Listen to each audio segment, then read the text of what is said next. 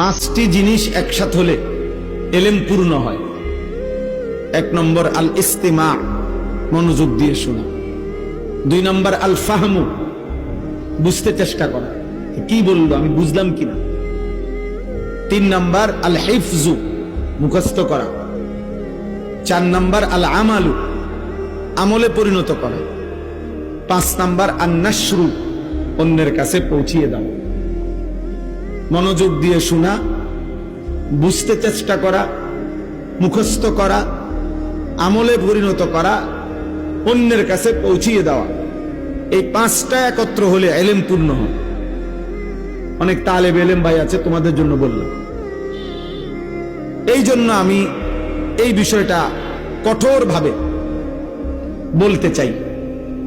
Mobile হাতে ধরে রাখলে দিল বসে না, মনোযোগ আসে না। যে এটা ধরে রাখে সারাক্ষণ তার অন্তরে এই মোবাইলের কথাই মনে পড়ে, সারাক্ষণ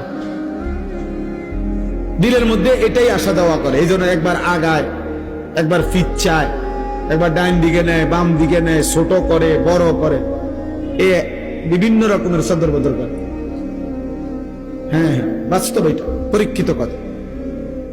ফলে ওই বাচ্চারা সারাক্ষণ ফিকির এটা নিয়ে।